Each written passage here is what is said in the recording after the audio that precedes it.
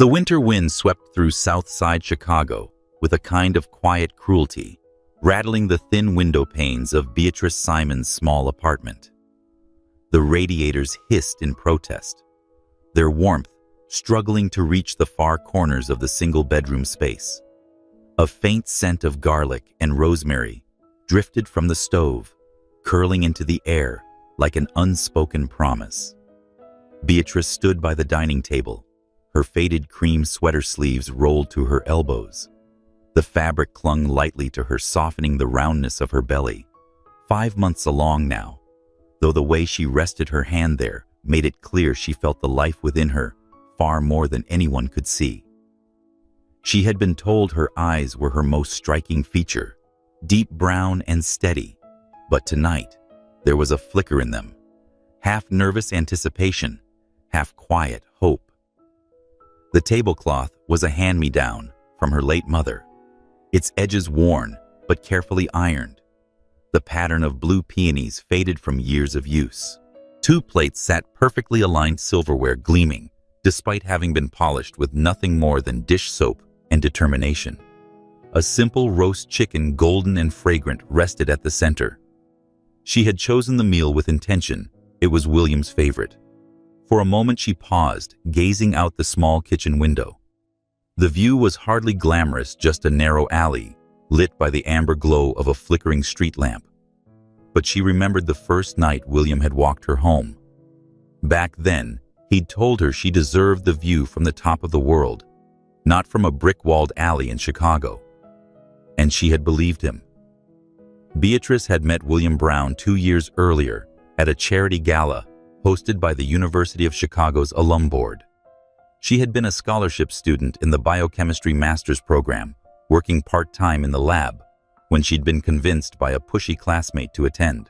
William had been different that night, warm, attentive, and shy, making her curious.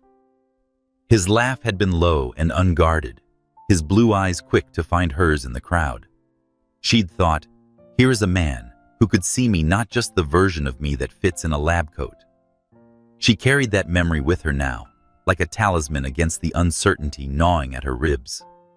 The sound of the door unlocking drew her out of her reverie.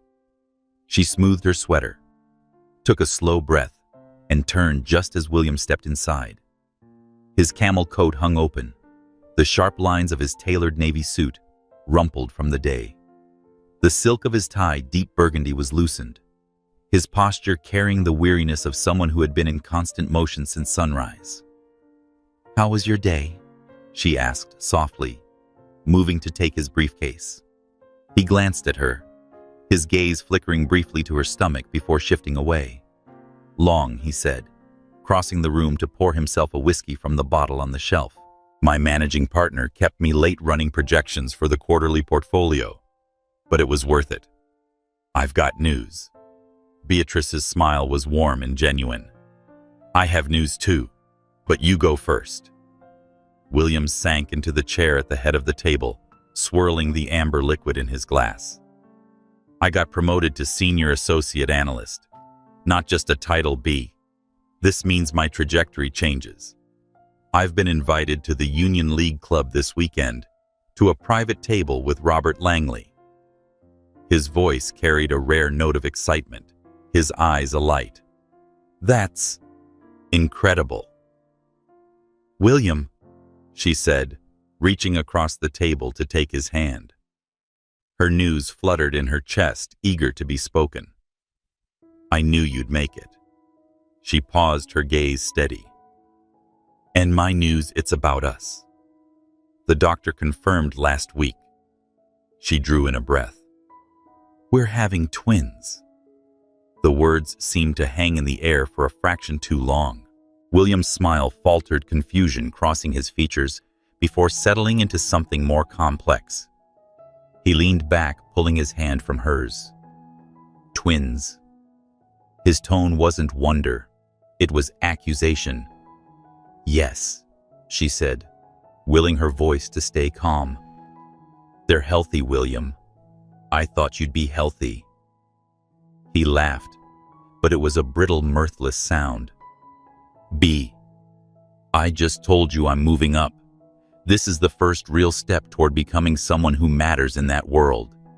And now you're telling me there will be 2 infants.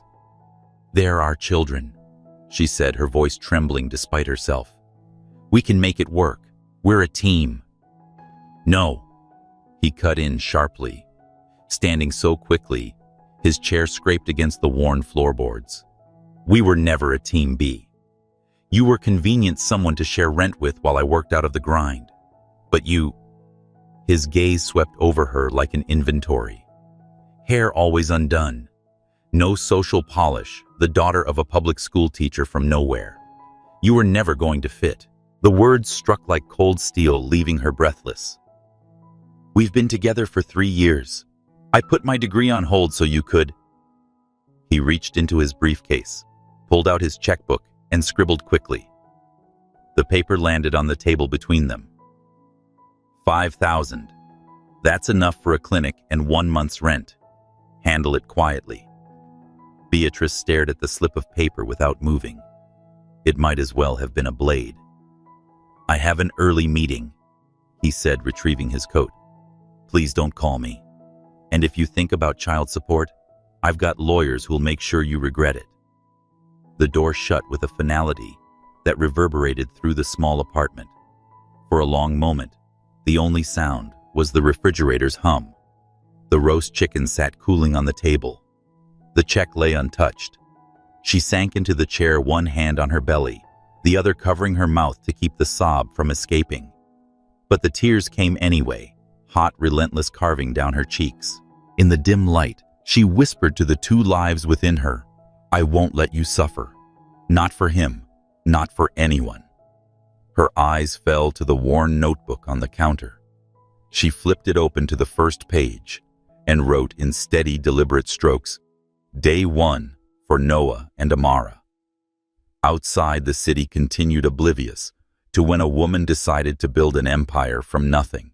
Stories like Beatrice's remind us that sometimes the most beautiful victories begin in the quietest, most painful places. If her journey touched you, let us know your thoughts below. Share your stories of resilience or leave a word of encouragement. And if you'd like to follow where her path leads next, make sure to stay with us for the coming chapters. The next morning, the apartment was cold in a way beyond temperature. The gray light of early dawn pressed against the windows, hesitant and thin, as if it too didn't want to step inside. Beatrice sat at the kitchen table in the same sweater she'd worn the night before, her hair pulled back loosely. The roast chicken, untouched, still sat in its pan. The check William had left lay on the table, a stark slash of white paper against the faded wood. She had barely slept. Every time her eyes closed, she heard his voice again, clipped, final, the words so sharp they seemed to echo in her bones. Convenient. Not enough. They twisted inside her, like the chill seeping through the walls. A soft knock broke the silence. She opened the door to find Mr. Alvarez, her landlord, bundled in a worn leather jacket. His face was lined, but his eyes were kind. My rent's 2 weeks late, he said gently, rubbing his gloved hands together. I know you've been suitable for it before, but... She held out the check, forcing a small smile. Here, I'll deposit it today. Mr. Alvarez frowned, glancing at the memo line. This is in your name, not mine, and it says medical procedure. I'll cash it and bring you the rent tomorrow, she murmured. After he left, she picked up the phone and called the bank. The hold music crackled for a minute before a voice came on the line. Ma'am, there's a stop payment on that check placed yesterday evening. Her stomach dropped. She didn't speak. The phone line went silent except for her uneven breathing. When she finally hung up, she stood in the kitchen, one hand on her belly, the other gripping the counter's edge until her knuckles whitened. The twins shifted inside her, a faint rolling motion beneath her palm. It was as if they were answering her fear with their wordless plea. Don't give up on us. Beatrice slid down to the cold linoleum, knees drawn up, forehead pressed against them. She let the tears come quiet at first, then harder, until her chest ached.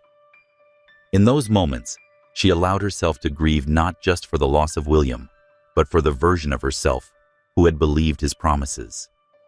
But grief was a luxury she could not afford. The rent was due. The savings account was almost empty. And in just a few months, she would have 2 mouths to feed besides her own. She pushed herself to her feet and crossed to the small desk in the corner, the one place in the apartment untouched by last night's wreckage. Her mother's photo sat in a simple wooden frame there. It was from a summer long past the two of them, on a park bench, sunlight tangled in her mother's braids. Her mother's hand rested over hers in the picture, as if sealing some quiet agreement. Beatrice spoke into the stillness. "You said I was born to survive storms, Mama. Well, here we are." She opened her worn notebook, the one she had started years ago for research notes and study schedules, and turned to a blank page. The ink from her pen bled dark and sure into the paper, Day 1, for Noah and Amara. She underlined the words twice, as though that alone could make them permanent. Then she began a list, half survival plan, half lifeline. Find work immediately. Seek housing assistance. Keep the babies safe at all costs. By mid-morning, the apartment felt too small, too heavy with the echo of what had happened. She dressed in jeans, pulled on a heavy coat, and wrapped a scarf around her neck. The air outside was brittle and cold, reaching past fabric and into your skin. She walked to the bus stop with slow, deliberate steps, the kind you take when trying not to think too far ahead. The other passengers stood with their collars up, breath rising in faint clouds. Beatrice held her bag close inside a folder with her identification, her resume from before she left university, and a small pouch of toiletries, things she thought she might need if she couldn't come home tonight. The bus ride downtown took her past the vast stretch of Lake Michigan, its winter-gray waves cresting in the distance. She pressed her forehead lightly to the glass, letting the view fill her with something close to calm. The wait was extended at the municipal assistance office, and the chairs were hard. When her number was called, she sat across from a caseworker who glanced at her form, his eyes pausing on the word twins. "There's a wait list for most programs," he said flatly. "It could be months." "Months," her voice cracked. "I don't have months. I'm due in early spring." He sighed, offering her a thin packet of shelters and food pantry addresses. "I wish I could do more." The shelters were worse than the list suggested, crowded, understaffed, and quick to turn her away once they saw her belly. "We can't handle high-risk pregnancies," one intake clerk told her without apology. By evening, her body ached from walking in the cold, her breath raw in her throat. She ended up in the public library, sinking into a chair near the heating vent. The warm air smelled faintly of old books and dust. She closed her eyes for the first time all day, resting her hands over her stomach.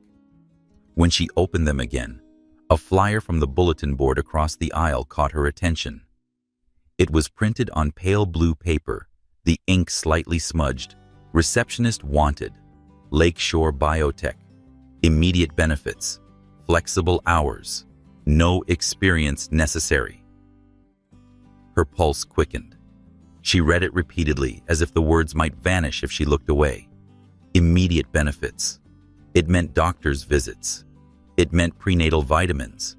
It meant she could breathe even for a little while. She copied the address carefully into her notebook, underlining it twice. Tomorrow she would go there. Tomorrow she would walk through that door no matter what they thought when they saw her belly. The sky was already dark when she left the library, and the wind was sharper now, cutting through the city streets. She pulled her scarf tighter, heading toward the nearest shelter on the list. They might turn her away, but she had to try. Her mind drifted back to the apartment, to the roast chicken still in the pan. She thought of how William hadn't even looked at it, or noticed the effort she'd made. For a moment, bitterness rose in her, hot and fierce, but she let it pass. There was no room in her new life for bitterness, only to resolve. When she reached the shelter, her cheeks burned from the cold. Inside, the air was heavy, and there was a smell of weak coffee and disinfectant. A woman at the desk looked her over, her gaze lingering on her belly. "First night?" she asked. Beatrice nodded. "Bunk in the back. 3 nights maximum. Then you'll have to move on." Beatrice murmured her thanks and followed the woman down a narrow hallway. The room was crowded, rows of bunks pressed close together. She found her bed, a narrow cot with a thin blanket, and sat down slowly, lowering herself with one hand braced on her knee. She lay on her side, pulling the blanket over her shoulders. The babies moved again, a soft flutter against her ribs. Her eyes traced the cracks in the ceiling, the faint water stains that mapped years of neglect. And yet, for all its flaws, the shelter was warm. For 3 nights at least, they would be warm. She closed her eyes, hearing her mother's voice again. "You were born to survive storms." "Yes," she whispered into the dimness. "But I'll do more than survive. I'll rise." And in that fragile, unguarded moment, the vow took root. Not a vow for revenge, not exactly, but a promise that William's dismissal and cruelty would become the fuel she needed to climb higher than he could imagine. Tomorrow, she would knock on the door of Lakeshore Biotech. Tomorrow, she would begin again. The morning began with frost. It clung stubbornly to the edges of the shelter's small window, its lacework catching the first thin light of day. Beatrice lay awake long before the bell for breakfast sounded, her eyes tracing the pale ceiling, as if the cracks themselves could tell her which way to go. The cot beneath her had grown familiar, strangely too short for comfort, the springs pressing against her back, but at least warm. She could hear the quiet breathing of the other women in the room, some murmuring in sleep, others already stirring. In the bunk above her, a young mother shifted the muffled sound of her baby's soft cries, breaking the fragile hush. Beatrice pushed herself upright carefully, her hand instinctively resting over the curve of her belly. Noah and Amara moved faintly beneath her palm, a small private reassurance that they were still there, still holding on. She thought of the blue flyer folded in her notebook, the address to Lakeshore Biotech written twice, for fear it might smudge. The bathroom mirror reflected a woman she didn't fully recognize. Cheeks, slightly hollow eyes, darker than she remembered, the shadow of fatigue set deep. Still, she smoothed her hair back and tied it neatly, dabbing at her skin with the last moisturizer. Presentation mattered. She would not walk into that building looking like someone they could dismiss at a glance. After a breakfast of oatmeal thinned almost to water, she bundled herself in the same heavy coat she'd worn since college, its lining frayed, the buttons mismatched. Outside, the wind cut sharply against her face, and her breath lifted in pale clouds as she made her way to the bus stop. The streets of Milwaukee were still shaking off the night storefronts, locked sidewalks empty, except for the occasional bundled figure hurrying past. The bus arrived with a hiss of brakes, and she climbed aboard, clutching the handrail as the driver nodded her toward a seat. She sat by the window, watching the city unfold in muted tones, gray sky, bare trees, the faint glint of ice on the river. With each block, the neighborhoods shifted, brick walk-ups gave way to wider streets, lined with coffee shops and offices. Her reflection in the glass looked almost out of place against the backdrop of steel and glass. She reminded herself that she belonged anywhere she chose to stand. The bus dropped her 3 blocks from the address on the flyer. Lakeshore Biotech's building stood apart from its neighbors, not towering but precise. Red brick framed with tall, clean windows, the company name etched in silver across the glass entrance. The contrast to the world she'd lived in these past weeks was almost jarring. Beatrice paused outside the door, catching sight of her reflection in the pane. Her navy blouse had been washed carefully in the shelter's laundry room, but was still wrinkled from drying on a line. Her only shoes were worn at the edges, the soles soft from years of use. She took a slow breath, smoothing the blouse with her palms, tucking a stray curl behind her ear. "This is for you," she whispered, her voice barely audible over the wind. She pressed her hand gently to her belly, imagining the twins listening. Inside, the air was warm and faintly scented with coffee and disinfectant. A security desk sat just beyond the entrance, where a man in a dark green uniform looked up from a clipboard. His name tag read, "George," and his expression was tired, but not unkind. She said, "I'm here to apply for the receptionist position," keeping her voice steady. George glanced at the worn paper she held, then pointed down a hallway room 104. "Ask for Mrs. Evelyn Carter." Her footsteps echoed softly against the polished floor as she walked. Room 104's door stood slightly ajar, revealing a modest office lined with file cabinets. Behind a desk, stacked with neatly arranged folders, sat a woman in her 50s, her gray-streaked hair pulled into a smooth bun. Wire-rimmed glasses framed sharp, assessing eyes. Beatrice Simon. The woman asked, her voice, even though it was not cold. "Yes, Mrs. Carter." Beatrice stepped forward, offering the resume she had printed at the public library the day before. The paper was thin, the ink slightly faded, but it was all she could manage. Evelyn glanced at it, her eyes catching on the line that read, "Masters in Biochemistry, University of Chicago." On hold. "You're overqualified for this role," Evelyn said plainly. "Why apply for a receptionist position?" Beatrice chose her words carefully. "Because it comes with health benefits. I'm expecting twins, and I need stability. I can learn quickly and will work harder than anyone you hire." The room was quiet for a moment, except for the faint ticking of a wall clock. Evelyn's gaze flickered to her belly, but there was no judgment, only consideration. "You've done lab work before?" she asked. "Yes. 2 years as a research assistant at the University of Chicago. I'm familiar with sample preparation, data analysis, and maintaining lab protocols." Her voice carried a thread of pride even now. "It's where I learned the kind of precision science demands." Evelyn tapped her pen against the desk. "We're short on lab assistants for the evening shift. If you can handle both reception by day and lab support at night, it pays more, and you'll have those benefits immediately. But it's demanding work." "I can handle it," Beatrice said without hesitation. "I've handled worse." A small, almost imperceptible smile touched Evelyn's lips. "Start tomorrow at 8.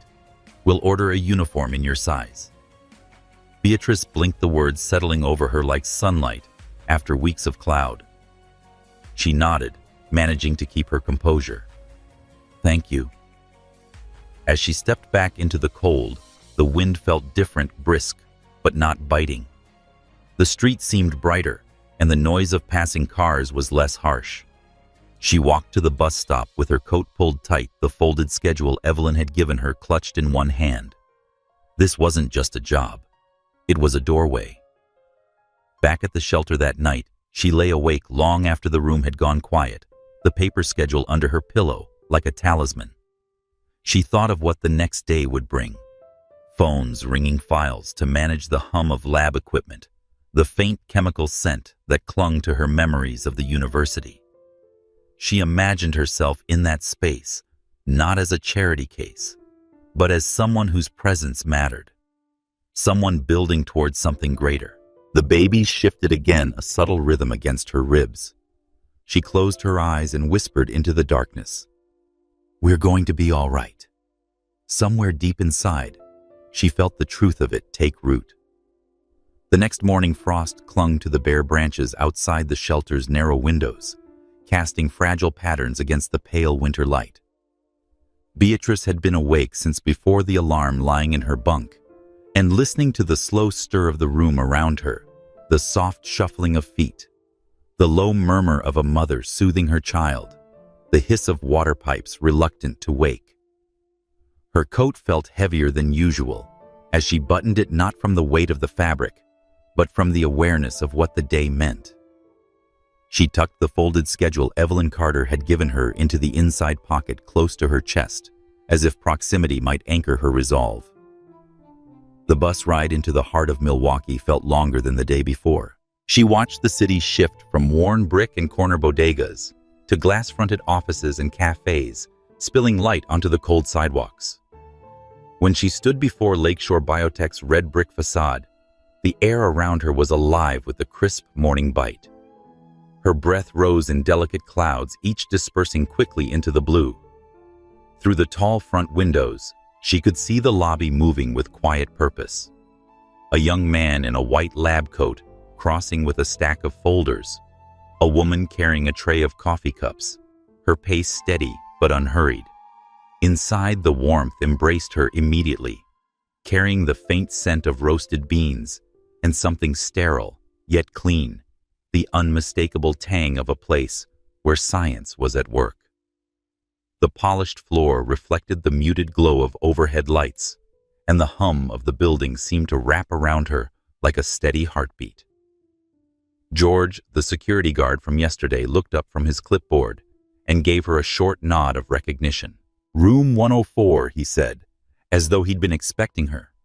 She followed the same hallway, her steps quieter this time, her pulse steady but quick.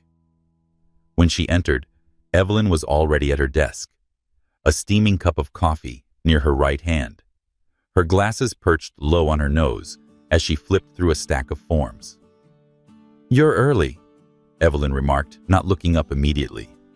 But when her eyes did meet Beatrice's, there was no surprise, only a measured kind of approval. "Good. We start early here." Beatrice accepted the dark blue uniform, folded neatly on the desk, the fabric still holding the faint scent of laundry starch. She stepped into the small adjoining restroom, to change, smoothing the material over her curves, noting how it allowed room for the gentle swell of her pregnancy. When she caught her reflection in the mirror, something shifted inside her. Not vanity, but a quiet acknowledgement. She looked like she belonged here. The morning passed in a rhythm that felt both foreign and familiar. Evelyn showed her the reception desk, the multi-line phone system, the process for scheduling client meetings and routing calls to the research teams.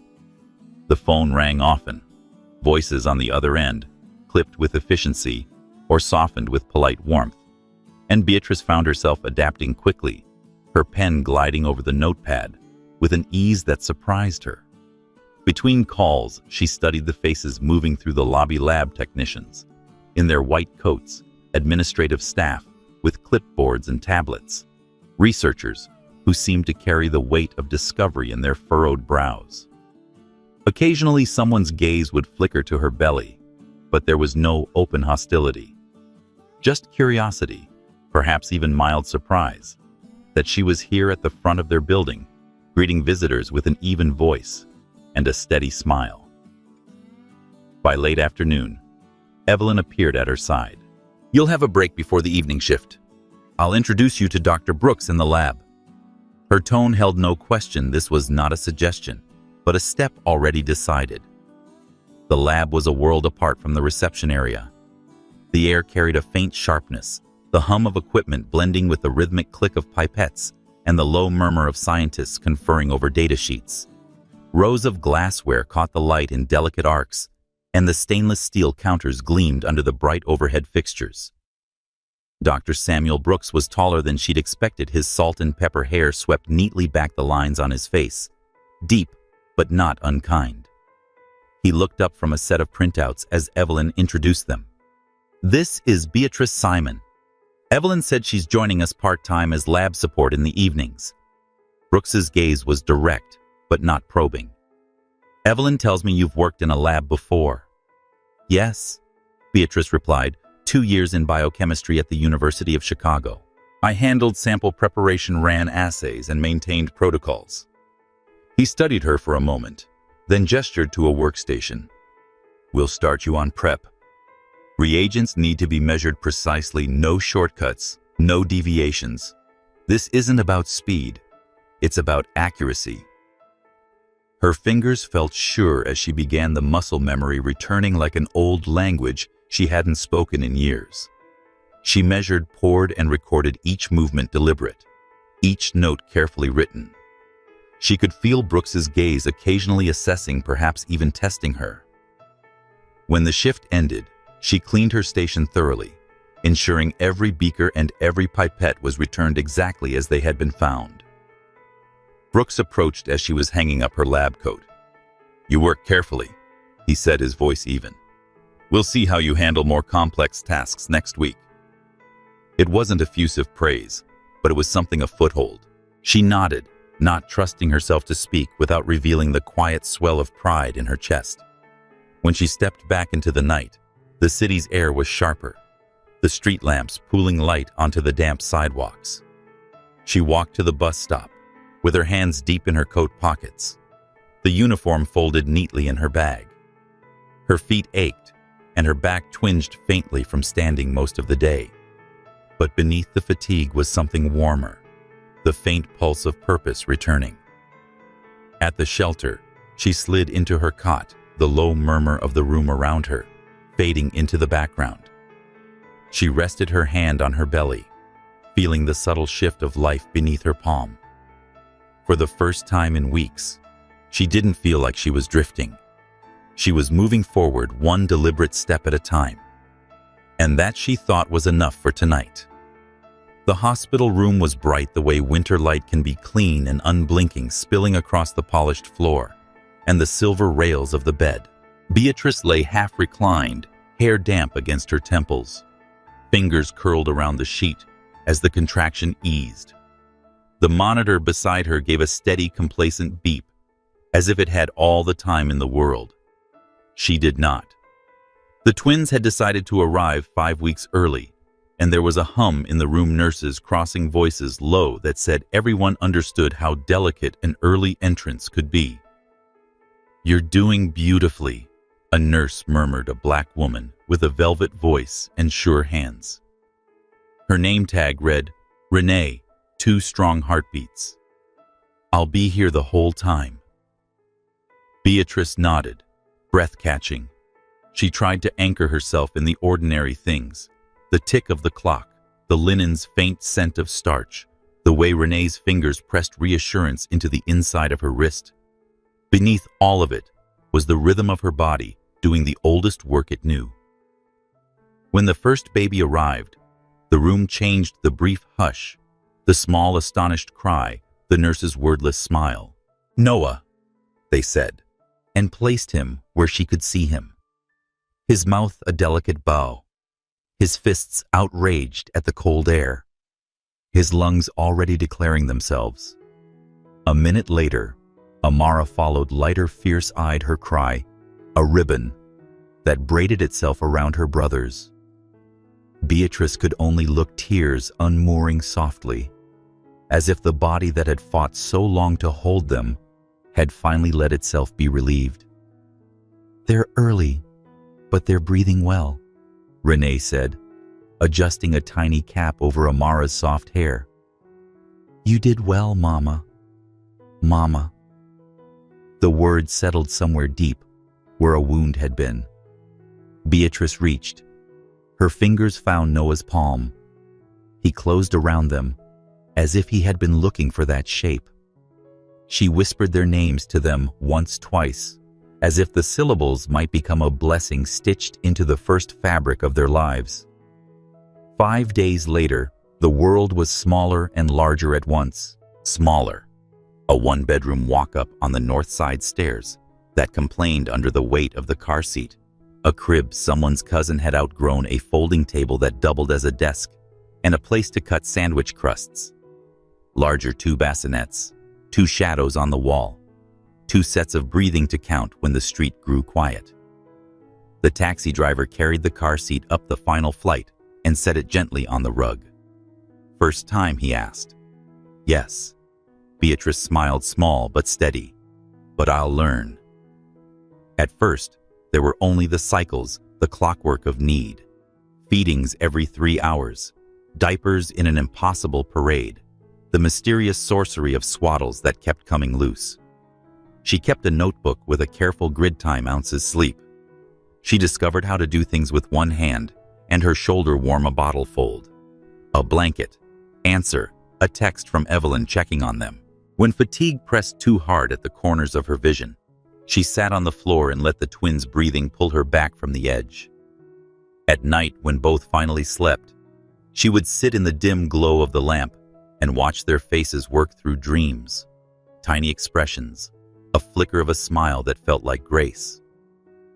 In those hours, it was easy to believe there was a map written across their foreheads that if she read it correctly, she would find the path out of scarcity and into a life that fit their names.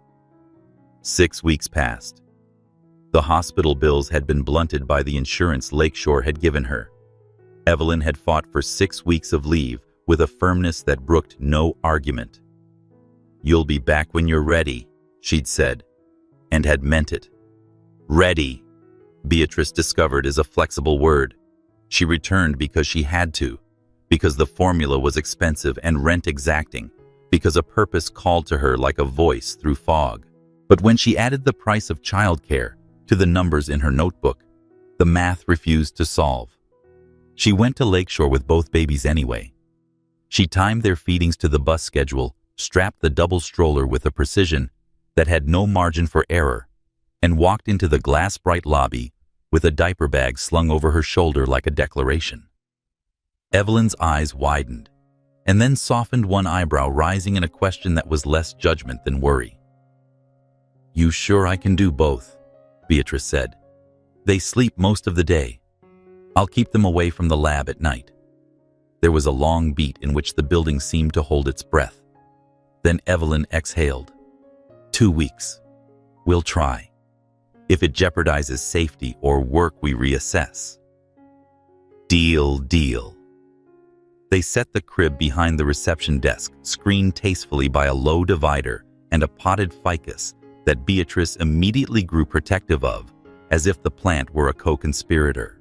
She learned the choreography of the new life by noon, answering calls with a hand that could not be tremulous, flipping through calendars while a pacifier balanced expertly in the other. Visitors did double takes. Some smiled in surprise. A few frowned, brief and disapproving, and then forgot her seconds later. She rolled the stroller down the hall toward the lab, in the evening heart vigilant. She had already taped out a small, no-footprint corner, far from chemical benches, where a white noise machine hushed the sharpest sounds, and a thin curtain dimmed the glare. She disinfected surfaces with a devotion that would have made her university lab manager proud, and arranged the babies so that their faces turned toward the soft hum of the machine. The first time Dr. Samuel Brooks saw the makeshift nook, he said nothing momentarily. His eyes took it in: the care, the planning, the audacity. "Does this meet safety policy?" he asked finally. "I spoke to compliance," she said. "They approved with conditions. I meet them." A pause and then a nod. "Then let's work." She prepped reagents with the exactitude she had promised, and labeled vials as if handwriting itself could be a discipline. She moved like memory-made flesh formulas in her head, protocols in her bones. When Amara stirred, Beatrice found she could rock the stroller with the heel of her shoe, and still pipette with perfect volume. A body could learn new balances. Balance is a verb. Not everyone appreciated the physics of her days. Paul Henson's shoulders squared with a self-importance that mistook volume for weight peered at the curtain. "Professional," he said dryly. "Bring your babies to work week now permanent." Beatrice did not flinch. "The work is done correctly," she said, and turned back to her bench. "Let the results speak," Brooks said later, not exactly to her, but not to the room either. His gaze touched down on a row of clean data points. "You hit the numbers." Still, there was a night when the order broke. Noah grew warm in her arms, eyelids heavy in a way that did not look like sleep. She pressed her cheek to his forehead and felt the heat that shifted grit into her veins. The thermometer's thin digital voice said what she already knew. She called Evelyn from the hallway, voice low.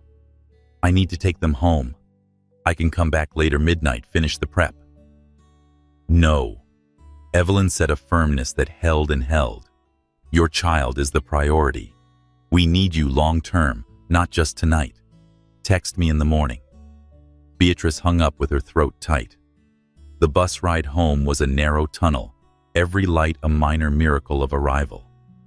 In the apartment, she undressed Noah to his diaper, bathed his temples in cool cloth, murmured through the fever's lift and fall, as if her voice could smooth the jaggedness. By dawn, his breathing had slowed into something ordinary again, the numbers receding into a harmless blue.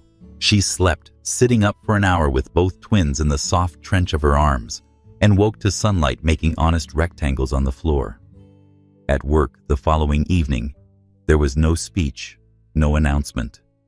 She set the stroller in its corner and measured the first solvent line into a clean beaker. Brooks drifted over at some point, hands in lab coat pockets. "He said you work like you've been here a decade without preamble. When you're ready, we'll talk about training beyond prep." She nodded once, because anything more would have cracked the perfect surface she needed to keep. Days gathered. She cut costs with a discipline that felt like art learned, which grocery store discounted formula after 8, which pharmacy clerk would slip an extra sample of lotion into a bag, how to cook a single pot of soup in a way that tasted different 3 days in a row. At home, she taped a small sign above the crib in handwriting that belonged on lab labels. "We are stronger than every storm." She traced the letters with her finger each morning, as if she could press the promise deeper into the wall. When she returned to the lab with the twins asleep, Paul's commentary thinned. Data has a way of silencing what opinions cannot. Notes from clients began to mention the neatness of her scheduling and the reliability of her follow-up. A researcher left a folded thank you beside the reception phone for catching an error in a meeting invite that would have wrecked an entire day. The twins found each other's hands at night and held on. There were moments when fatigue pressed until the room went gray at the edges. She learned to stand still and breathe until the edges came back. She knew that love can be an engine when fuel is thin. She knew the music of 2 tiny voices from the other room and how to finish a calculation without losing their melody. On a wind-clear evening, she left the lab late and paused outside under the sharp points of starlight. In the stroller, Noah exhaled in that soft surrender babies do when sleep has finally won. Amara turned her face toward the zipper of Beatrice's coat, as if the metal itself were a constellation. The night cracked open, cold, honest, precise, yet she felt warm, as if something inside had knit itself together while she was not looking. She realized this was not a balancing act performed over a void. It was a bridge being built in small spans, call by call, vial by vial, hour by hour, across a gap she had once thought uncrossable. The distance behind her no longer frightened her. The distance ahead began at last to look like a way forward. By late winter, the lab had its own weather centrifuges, humming like low wind across metal compressors, exhaling in patient intervals, glassware, catching the light and returning it in quiet fragments. Beatrice had learned the rhythm of the room, the way sailors learn a coast, where the currents pooled, where the hazards lay, which benches you could lean on, and which demanded a precise distance. By day, she guided visitors at reception with the poise of someone who knew which doors would open. By night, she stepped into the white brightness of the lab and let her hands remember what they loved. Noah and Amara were nearly 3 months old and slept in the small cordoned corner she had made, the thin curtains softening the glare and the white noise machine smoothing the edges of sound. When she worked, she kept them in her peripheral vision, like you keep stars, not always seen, always known. The sign above their travel crib, We are stronger than every storm had begun to feel less like a hope and more like a plan, written in steady script. The antiviral line was steady work. Lakeshore's protocol was a binder made of habit and caution, the pages annotated by years of minor adjustments. Measure reagent A at room temperature. Bring to 42 degrees. Add catalyst B at 2%. Mass, stabilize compound, and verify. Repeat.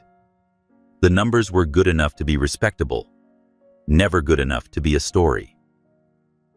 On a Tuesday that felt too long, Beatrice paused with a pipette and watched the pale yellow swirl in a beaker that looked innocent as tea.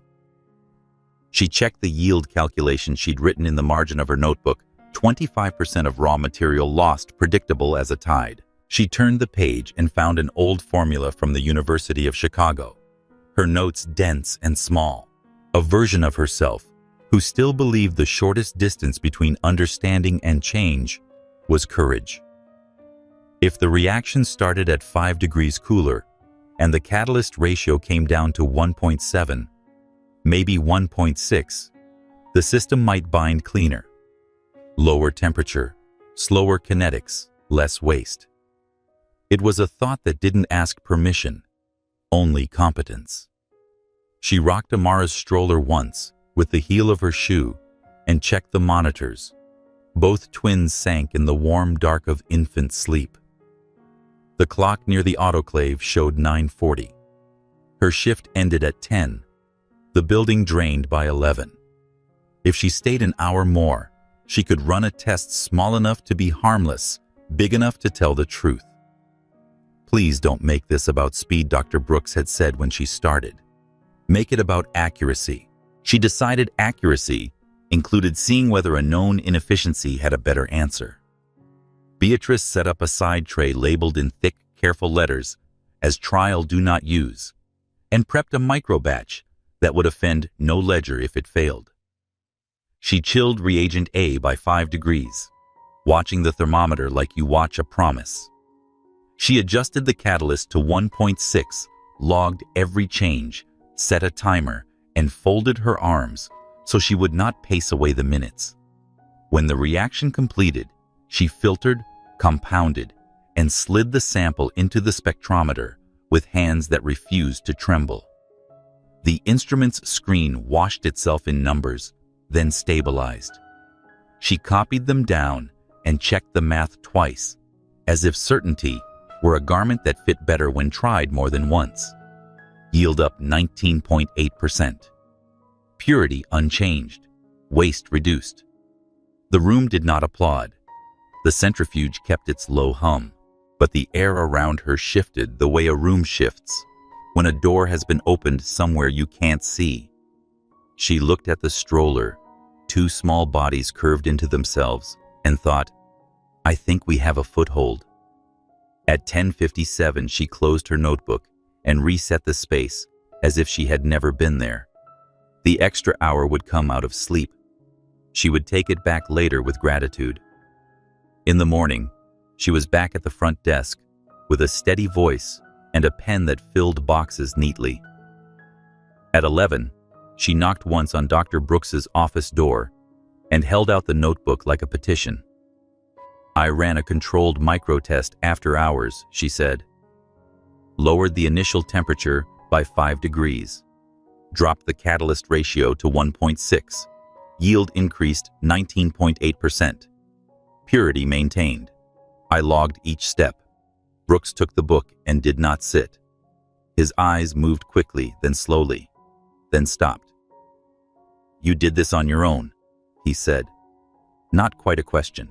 I did, she replied, forcing her voice to stay even. It's outside my scope.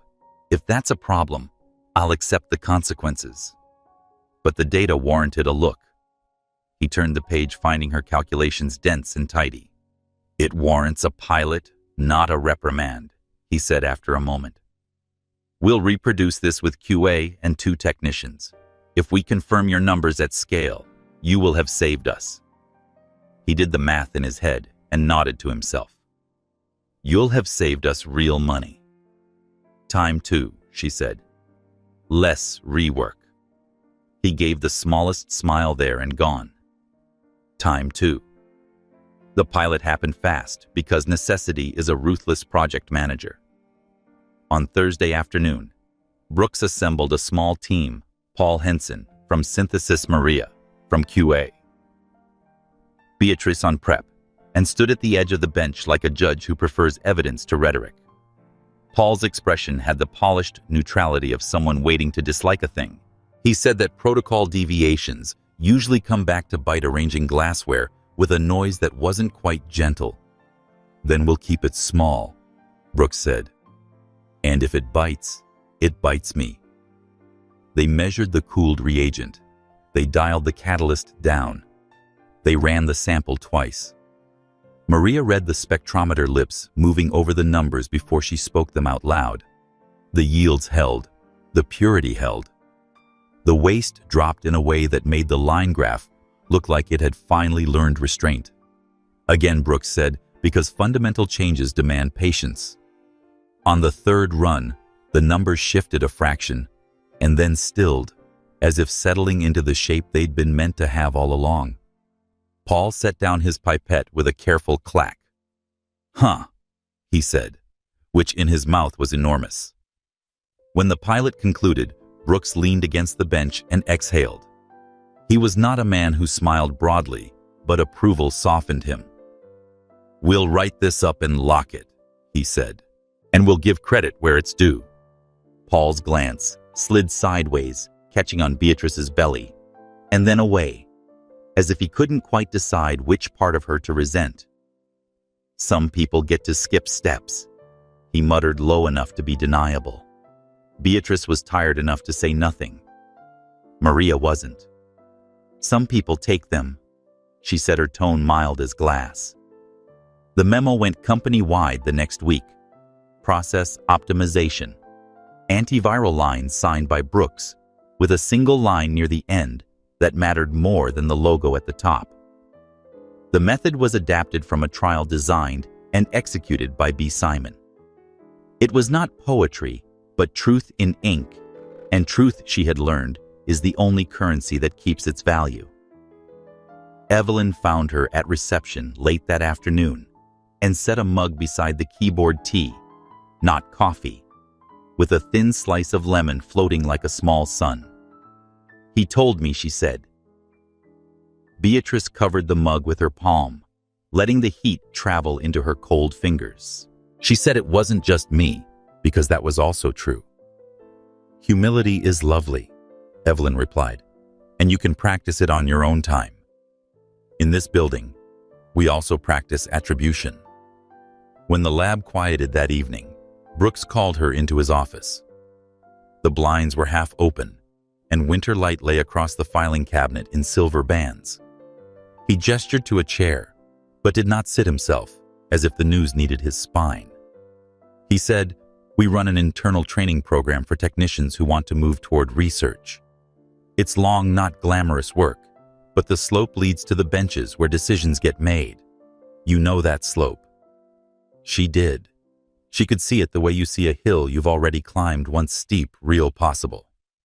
"I'd like you in the next cohort," Brooks said. "We'll adjust your hours so you don't break. I can't promise anything except more work and more learning. But you've already proved you can carry both." For a moment, she heard only the sound of the building air moving, something clicking down the hall. She thought of the sign over the travel crib.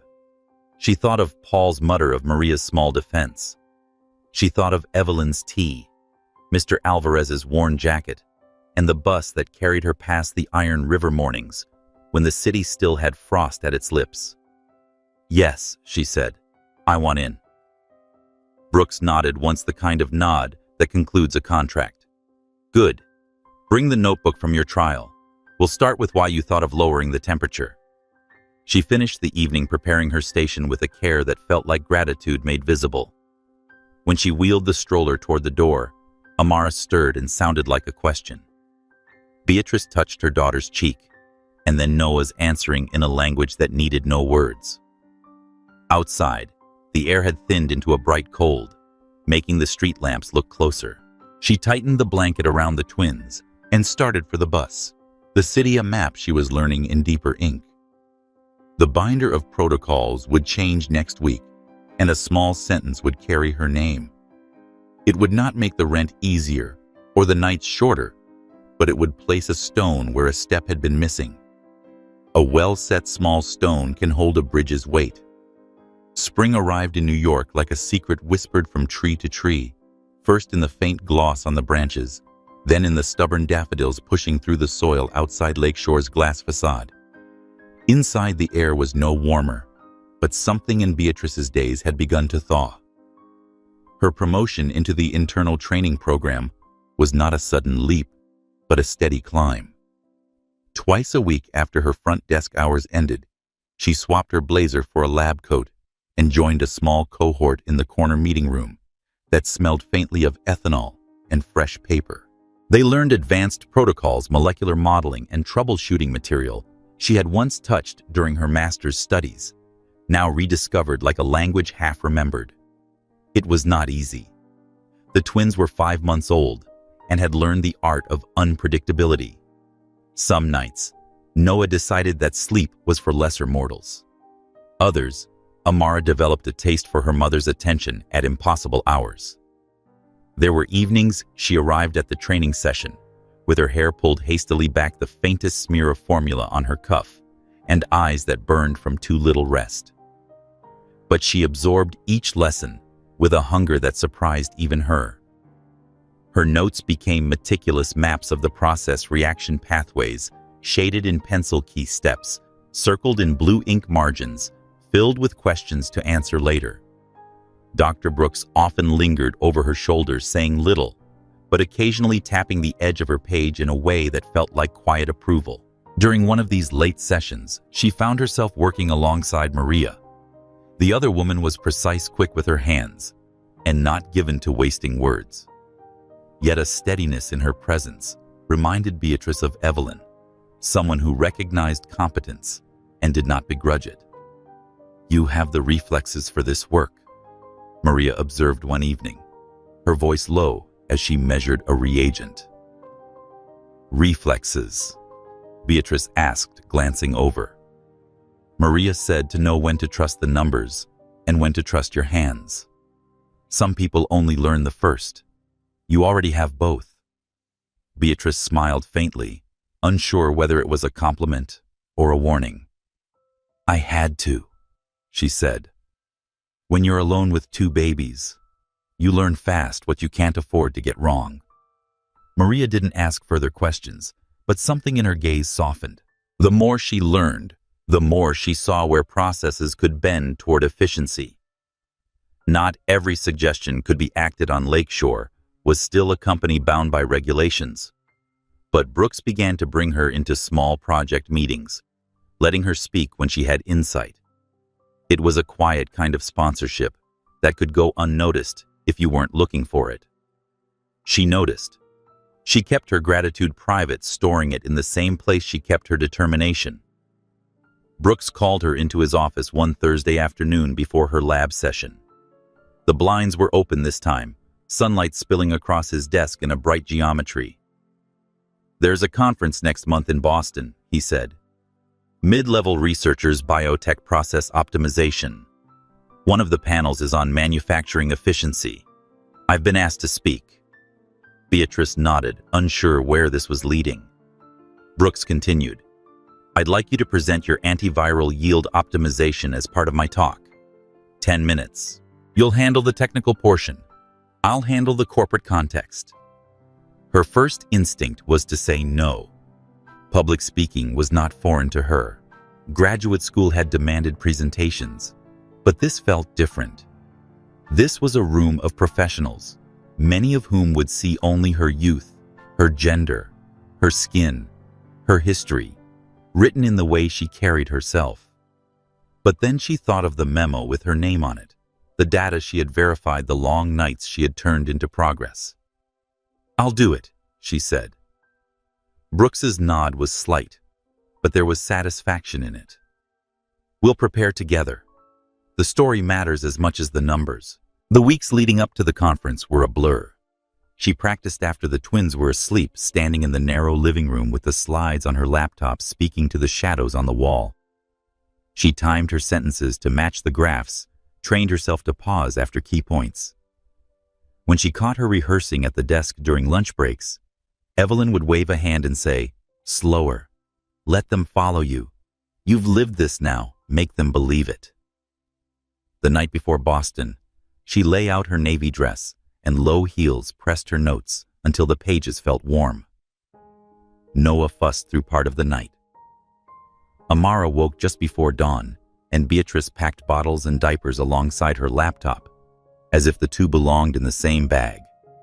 Evelyn had arranged for a part-time sitter, a retired nurse named Mrs. Dalton, to stay with the twins during the day. The conference hotel was glass and steel, its lobby filled with the low murmur of conversation and the rustle of lanyards.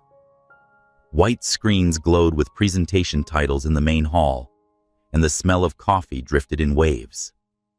Brooks was calm beside her, reviewing the opening of his remarks. When it was her turn, she walked to the lectern with her notes in hand, the room settling into a polite quiet.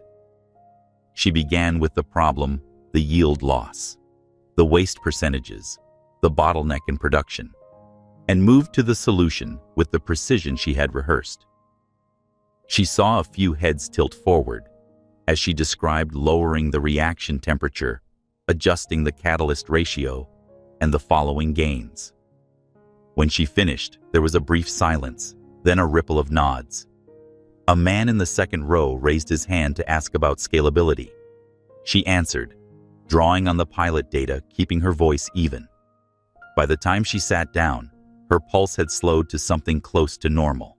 Brooks leaned toward her just enough to say, "You did well." The presentation became a small story in New York that traveled through the building.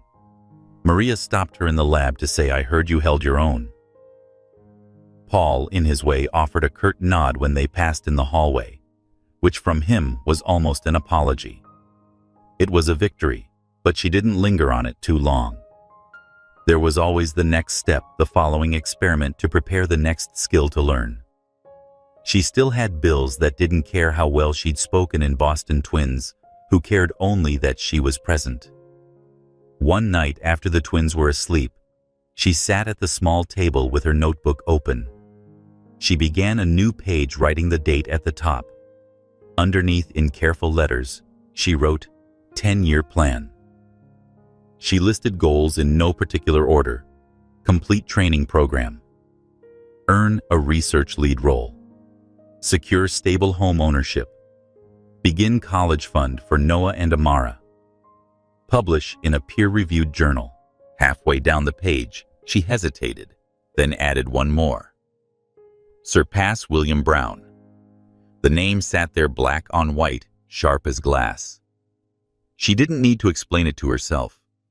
The measure was not just financial. It was about building something tangible that would last, something he could never claim to have made. When she closed the notebook, the night felt calmer, clearer. She checked on the twins one last time, adjusting their blankets, watching their small chests rise and fall. In the quiet, she understood this wasn't revenge she was building. It was a life. One day when she reached the horizon, she could barely see. She wanted them to know she had carried them toward it, every she could barely see yet. By early summer, the ceaseless brightness, when the air is warm enough to soften tempers, but still sharp enough to keep you moving.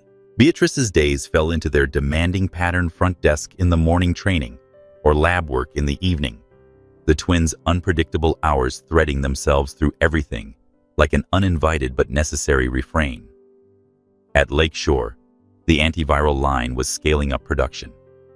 Her optimization trial had been adopted company-wide, and for the first time, she was allowed to oversee a segment of the workflow herself, a narrow slice, but one with enough moving parts to demand her full attention.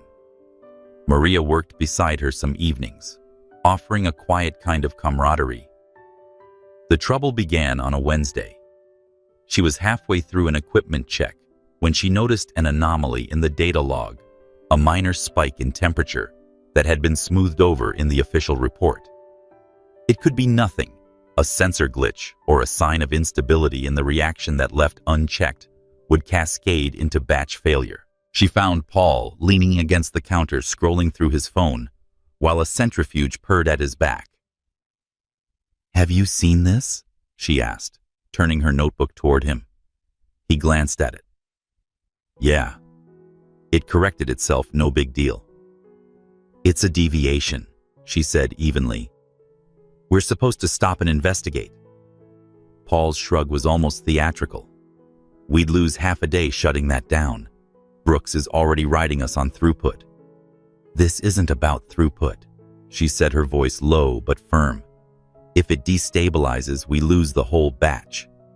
His eyes flicked to her belly, still a gentle curve despite the twins' birth, and then back up his smirk thin. "You're not running this line. Please don't make it your hill to die on." Her jaw tightened, but she said nothing. Instead, she crossed to the terminal and pulled up the live feed. The readings were stable now, but the margin was uncomfortably narrow. She could feel the choice hardening in front of her: say nothing and pray the numbers held, or step out of the chain of command and take responsibility for the slowdown herself. In the end, the decision wasn't about pride. It was about risk and the knowledge that the loss wouldn't just be monetary. If the batch failed, it would ripple through schedules, push deliveries back, and delay hospital shipments. She called Brooks. He arrived within minutes, still in his suit from an upstairs meeting. She explained quickly, showing him the log and the sensor's behavior. He studied the screen, then her face. "You're right to flag it," he said finally. Paul shut it down. "Full diagnostics." Paul's muttered curse was almost lost under the sound of the machinery winding down. The diagnostics revealed a minor but spreading calibration error in the temperature control module. Left unchecked, it would have degraded the reaction slowly enough to evade notice until the yield collapsed. Brooks gave her a look in the lab that night, brief, almost imperceptible, but sufficient to carry meaning. The following morning, Evelyn leaned against the reception desk during a lull. "Heard you saved the batch," she said. Beatrice shook her head. "Just did what anyone would have done." Evelyn's smile was faint but knowing. "Not anyone. Some people see a crack and think it's just the paint.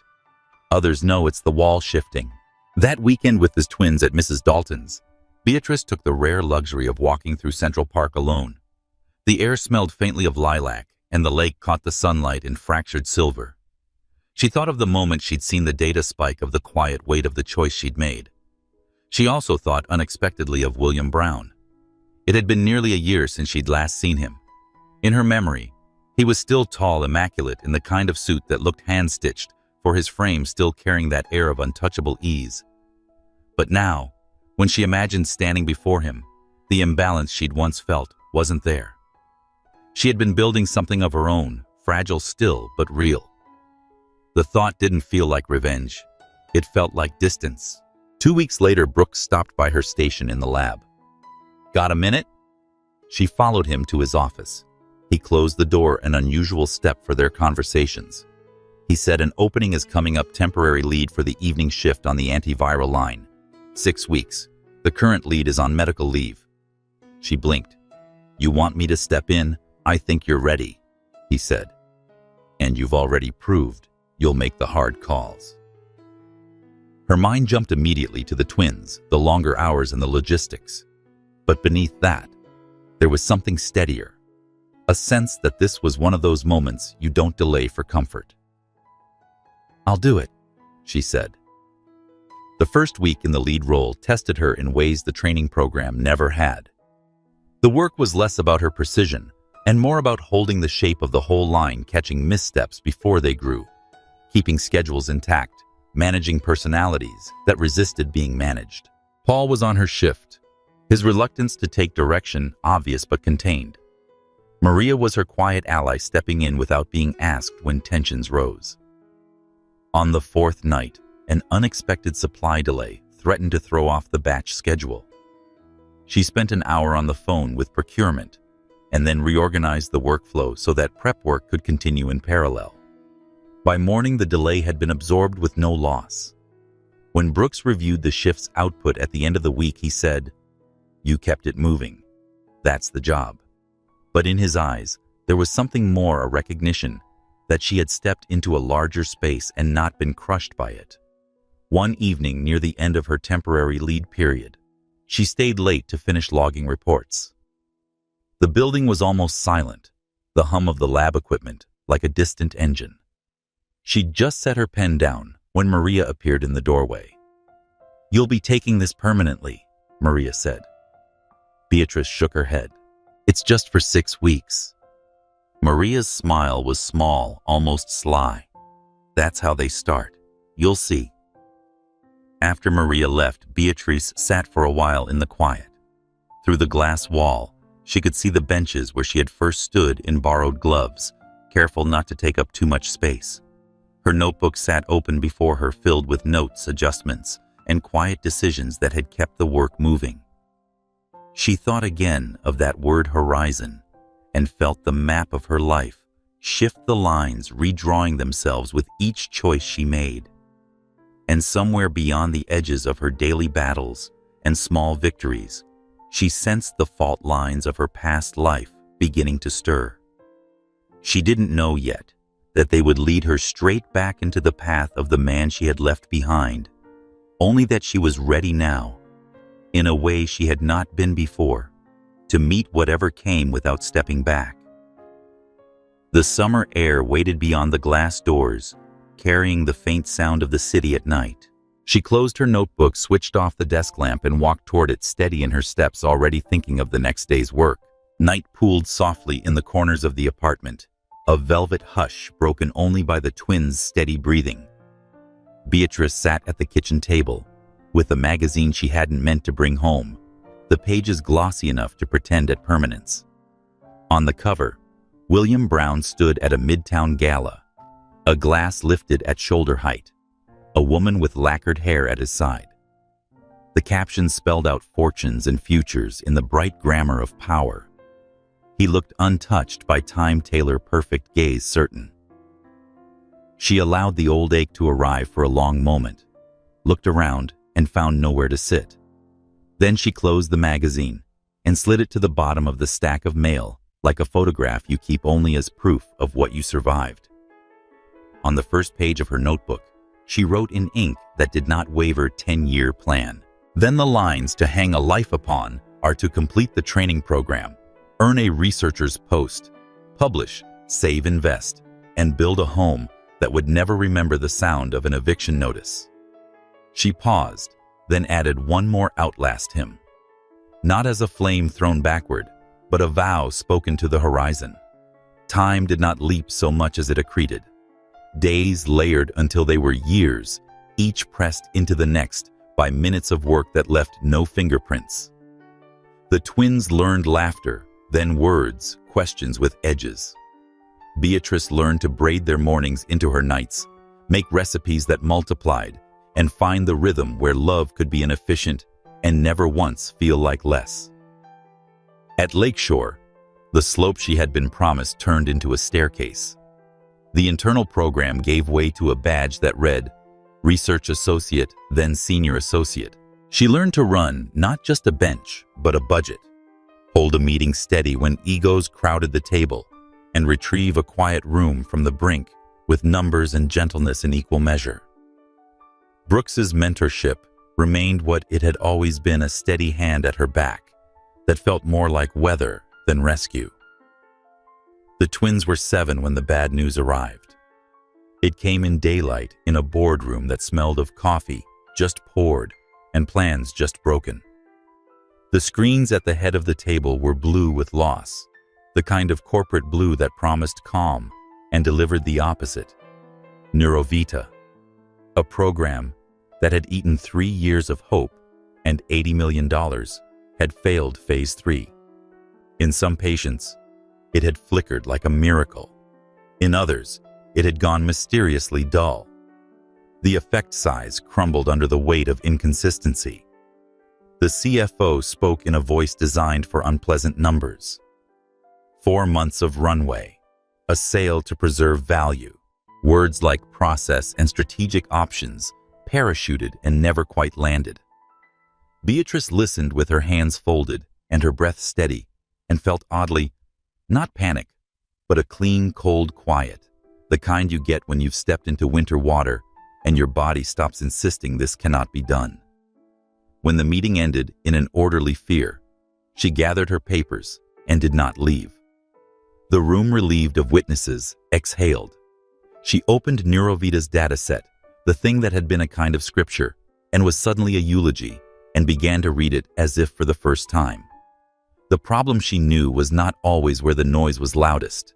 Sometimes it hid in the line that everyone believed they understood. The efficacy graph refused to hold its shape, but in a secondary outcome, vascular markers taken dutifully, almost as an afterthought, she felt the small quake of a patterned microvascular flow, endothelial repair, and a recovery arc that did not care whether cognition had budged. The brain had shrugged. The blood had listened. She reran the filters and pulled half a dozen patient profiles that had produced nothing in the primary and something in the secondary. The curves repeated themselves with the agreeable arrogance of truth. It wasn't neurology that wanted this molecule. It was the heart, the vessels, the fragile roads inside us that carried our days to where they needed to be. Her first call was to Brooks. He came without coat or preamble, read over her shoulder in silence, then in a low voice said, "Cardio. It's a different trial, different endpoints, a different world." "Where the drug is already pointing," she answered. "It wants to repair the vasculature." "We've been asking the wrong question." His gaze flicked through the numbers again, then to the window as if the glass might offer corroboration. "We'd need time we do not have. Money we do not have." He paused. "Permission we will not get." She closed the laptop gently, like a sleeping child, "unless we buy ourselves both." Brooks did not laugh. He sat and folded his hands, and for a long moment neither spoke. "You're proposing an employee buyout," he said finally, "in a company that is on paper already a cautionary tale. I'm proposing we stop being paper." Her voice did not rise. "I'm proposing that the people who did the work get the chance to keep it alive in the form it asks to be." He rubbed his jaw, the gesture of a man whose face had learned thinking. "How much can you put in?" She said 150,000, and felt the number leave her like a pulled thread. It was 7 years of quiet discipline. Soup that became 3 meals, shoes resold instead of replaced, and saying no to wants in service to a promise. It was also every margin she had built between her children and the world. "You'd risk that," he said without inflection. "I'd risk myself," she answered. "I won't risk them. So I'd only do it if we have a real plan." They built one in the hours everyone else used for sleep, repurposed to cardiovascular indications. Pilot studies were designed to prove the mechanism that was already whispering. A manufacturing refit that would not bankrupt them while they were still naming themselves. A legal map drawn with the caution of people who know empires have lawyers like weather systems. Evelyn came in on a Saturday with a thermos of soup and a binder of policies, her hair pinned with the precision of a woman who had learned to hold things together that did not want to be held. She read the plan without blinking, then set down the pages and said, "I have 250. I'd been saving for a cottage on a lake I'd probably never sit beside. Let's build a company instead." Maria nodded when they told her. 30, she said. "Not much, but I'll stand in every other way." Paul harumphed, then surprised himself by offering 20, a man making amends without words. Others drifted forward with smaller sums and larger loyalty. It was not enough. It was also more than Beatrice had thought she could ask. Banks were sterner. Spreadsheets wiped the courage from faces. On the third rejection, she almost let the ache under her ribs speak in the walk home that late afternoon. But when she picked up Noah from his math club and Amara from her debate practice, both children leaned into her with the absent trust of those who have never had to wonder where the next hour will sleep. She understood with the clarity of a blade that she had already made her choice. In the small hours, when the apartment belonged to the refrigerator's hum and the city's faraway pulse, she opened her notebook again. The page that had once held a 10-year plan now held a different geometry. Names linked by arrows, smaller circles around larger ones, lines drawn not as barriers, but as bridges. Simon Healthcare Innovations. A phrase she wrote once then again, to see how it looked in stubborn ink. On the last night before the board would entertain offers, she stood at the bedroom doorway and watched the twins sleep. Noah's hand had found Amara's in an old choreography. Their fingers made a small knot that would not come undone even in dreams. The sight landed in her like a benediction. At her table again, she gathered the pledges, the letters of intent, the bare-boned loan offer from a neighborhood bank that had decided after 3 meetings and 1 impossible spreadsheet to believe them. She slid her cashier's check to the packet's front as if it were a keystone. The next day, when the conference room filled with men who wore their certainty like cologne, she did not look for William Brown in any of their faces. She looked at Brooks and Evelyn, at Maria, in a blouse too bright for such a gray room, at her rough-knuckled hands folded on a stack of papers that could be the scaffolding of a future. Their bid, imperfect, deliberate, was placed on the long table with the quiet ceremony of a promise kept. Outside, the city glinted with its usual indifference. A thin wind came up from the river, cleaned the sky of smoke, and made the glass of the building's facade play at being water. Beatrice stood with her palm pressed lightly against that cold skin, and felt beneath it the faint machinery of something beginning. It was not a victory. It was not safe. It was a door unlatched. Behind her, the elevator chimed. She turned with the reflex of someone who has learned that turning is often the difference between losing and finding, and came face to face with a man whose shadow she had once mistaken for shelter. William Brown's tie was perfect. His surprise was not. For a breath, the past and the possible stood exactly 1 step apart. "Beatrice," he said softly, as if the name itself might change a tide. Her heart made no scene. "Mr. Brown." She answered, her voice so level, even the air seemed to listen. "We're in the middle of something." He glanced toward the conference room doors, toward the lives stacked like paper behind them, and she watched him understand that the center of gravity had moved across the room, all the way across the years, to the place where she was standing. She did not wait for his reply. The elevator opened again. Evelyn Brooks, a lawyer with earnest eyes, and Beatrice stepped between them into the light that buildings save for their thresholds, where every step means a different day is beginning. The boardroom was a theater of measured voices and concealed stakes. Around the long table, suits leaned over numbers that could tilt a company's fate in an afternoon. Beatrice sat between Brooks and Evelyn, her pen poised, but still the packet of their bid resting before her like a heartbeat she could see. William Brown's presence was not an accident. His company's logo gleamed from the corner of his presentation slides, a reminder of the empire he had built and the reach he could extend with a single nod. He was here for the same reason she was, to take what Lakeshore had become and bend it toward his vision. When he spoke, the air seemed to still. His proposal was elegant, backed by capital that dwarfed every other offer. The board members nodded, as if swayed by inevitability.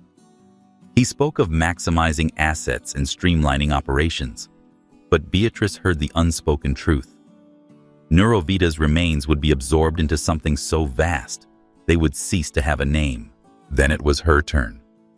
She rose without fuss, placing both hands on the table, not to steady herself, but to anchor her words. She didn't open with numbers, though they were ready. She opened with patience. She told the board about the vascular repair data, the overlooked signals, the line of possibility that shimmered when you looked closely enough. She spoke of keeping the work alive for the people it could still serve, of preserving the very reason Lakeshore had begun. She did not plead. She invited. The room didn't exhale until she sat. Brooks's hand brushed her sleeve in quiet approval. Evelyn's eyes held the kind of pride that needed no expression. Across the table, William's gaze found hers, having there a fraction longer than courtesy demanded. The vote was not swift, but it was decisive.